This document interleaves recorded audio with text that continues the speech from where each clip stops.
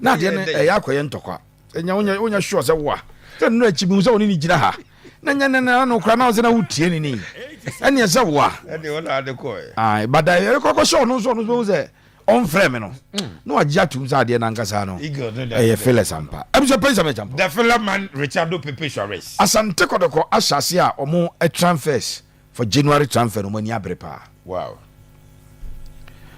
normally say you do season fin January na be player transfer ya na ejina nioma bi so major injuries departures and player form nioma mi ensa uti bi gina so e the top player na busia on se mre me catch us unbeaten is nothing and na Kotoko supporters bebrebe na nsa jofo bebrebe person mo chese Kotoko performance nye me boa yet ba Kotoko lose game asam ne yakai koba na fe mo de bo no de abre but ya ye mpebo ze ya munye ni ska wate mpebo munye ni ska and Kotoko is the only unbeaten team in the Ghana Premier League still but as we speak who cares about unbeaten now no say Kotoko ball draw e bia ka Karim Zito e ka stadium ho though you unbeaten and me catch us it is nothing because your league ya ye boy obi a unbeaten and one league da so unbeaten for me is nothing and yes Atta me cause nothing and them so gina ho afa na bi mo move from say there be ya unbeaten na say afa mo be kan ba bi gina no na me crowd here criticisms say e ko Zito so ma me nyina wo video so nka say e negative criticisms omuni basis omo kan say bebrebe omuni basis dia abuja panyi asante Kotoko na ton striker ba ko pe Kwame Poku na pramor fin ba na onya na Kotoko nshegu a Zito nyare won ba se Zito yere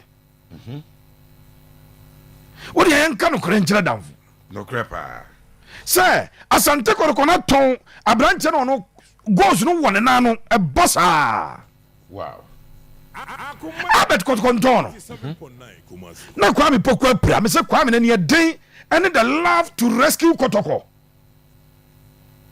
and a Kwame Bebo ni bie he missed 10 games through injury wow Oko out for 2 months and 3 days 2 months and 3 days sa player na msepenyi oba na Kotoko no da so unbeaten o Kotoko no in the season teams power more tough opponents you know was has a folk one cry or she goes stars with Kumasi yes ko she brekum Chelsea brekum yes wa board road to Pando out of Lions yeah wa board road to Adriana Stars Kotoko no unbeaten one outstanding game or sha oba be say obi an wakoda top nko force coach ni modema wo for bi empam no ko first ateka me nka bi anya no kore wa baba bia will sit with you, we will debate you and we will conquer you because uni point fantastic uni point Pepe Suarez ya no mo unfair na ya na obi wa benefit from Sadia ni bi da to say Karim Zito wa benefit from Kotoko go through injury crisis yes ni patri mo den but ya de me se no kwa ne be kasa kwasida abujapan ya be kan Sadia gu yabo nice one Kotoko free so trabai 87.9 Kotoko akwaba 5 weeks wanye training da yes ana GFN de konkonsasam e bane Kotoko players be numa sensia okay ana na Kotoko one major injuries ana Kotoko bo game obo drums yempam coach yeah obo drums enye Karim Zito ba Kotoko obetra press conference o kan bi a kire kwasi apiade Johnny say Malik boy there say the music boy there mo di siamia satam na Kotoko chain team no almost 20 points o gather them no na prospect team no chain team no be 20 points and na me se kwasi champion ta ka se mi cheme na mi swara me ntiase great kwasi for it o se o to bob dan ya ba so and you man Karim Zito ye no yeah at that time ni pam person be gia tum say Kotoko had played in Zwatre Kotoko had lost a player yes sorry a supporter na pole free that pole issue no and a GFF one the green paper by and chakura mo say justice play 6 matches we 3 matches we okay yeah and na Kotoko players e play na Kotoko bobo draw ena Karim Zito be ka bi say Kotoko ni be cham yam be he draw idea mo boni say yanam de mba de me sham bebrebe at that time Kotoko lead Dreams almost 20 points for league and be ka say na Kotoko lead o mo keke na Dreams is struggle and I told Karim Zito that day say coach some performance na your Dreams how be ka say so mo dey say Kotoko so ki apamo da I told him there. What is what about? Obi adana ye onveli Zito ba obi me say no kora na bu penyi jack kakra bi me. Fantastic. I have a bomb yare. Daman kan kora say am to obosi anam kasa. But then no me go gina sa nkrofo no. Dabi. Because that time no me ka so mo kasa so many point. Yes. Etienne wa say Zito about draw to Aduana, wa about draw to plan out of Lions. And we call board draw nations. Tiam pam no bia no. Unim dia woka, uni point. Opabra. Yen trust ni intellectual discourse. A win against us, a draw against Vision, a draw to Aduana Stars. And obese young apostles against young apostles. But no question mo say buchapani. Obi antimi nyina sa trend we so abra wonim. Na me nim sa Kotoko 5 midfielders. Omo your status, omo pra, omo mobi. Ana nipa ye wiki za. 这就是预定海滩度假村的理由。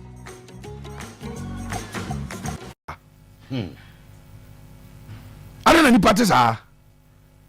Asante Kotoko striker na ball to na nim obi anim se, de wu nim so be hye kroshe. Oni ho. Enye coach na say, na modern so na nto ma ne mobi. He is no more a Kotoko player because he has been transferred. What's Zito nyadai? Me person to am say. Sabre will be back at Zito say a pepe defender party one man is can as Zito team is kada me adwuma me say start obi anu am iska wo. And Zito me ne nin komo one wa just yeshia na yedin komo. But I would defend him because league na yabon will be entering show and most is pressure as yam pam no go. Na press na prepare na yare ketwa.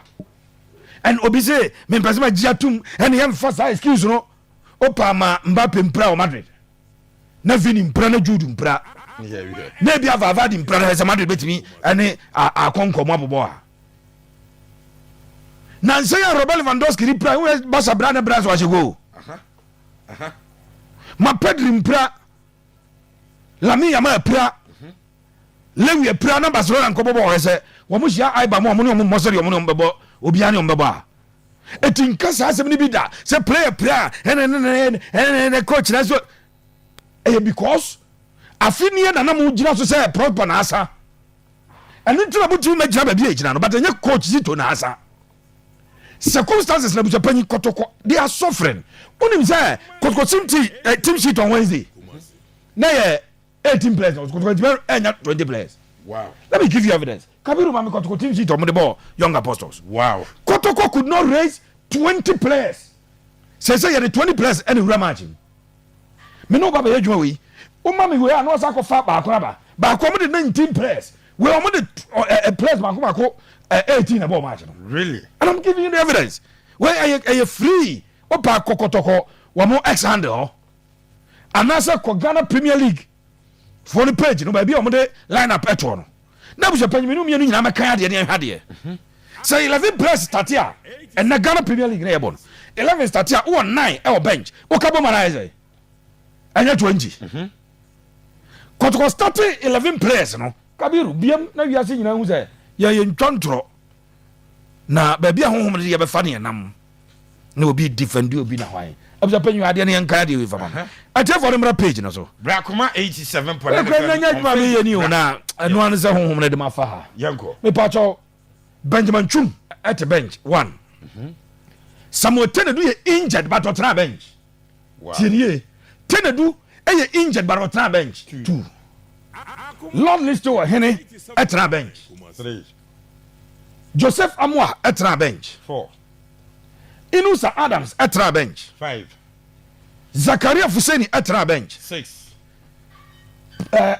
Francis Aqua at the bench 7. Pacho players and starting ball 11. What is 7 ka 11 where is it? 7. 18. Yeah, the 20 players the call match day. Wow. Kotoko could not raise 20 players to represent the team. Hey. O say, yanka se coach asa. She, na mo kazi enimbo mu on. Wow. Ya na mo kazi enimbo mu on.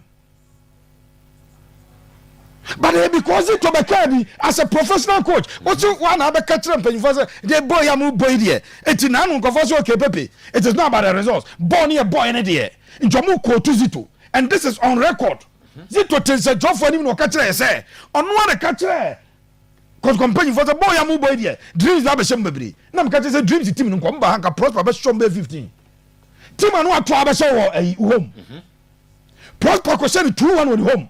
But over try be cast as na buja penyi me sin na me gina ba bia Karim Zito gina me gina in fact me Zito abesha machi ono me defend no say me Zito kura ja no ntimi defend no because our comment but me de gina machi I will take all the bullets omo de mo fire mra be so but this is the record that a big place now. Original women, whether you are video charting or sexting,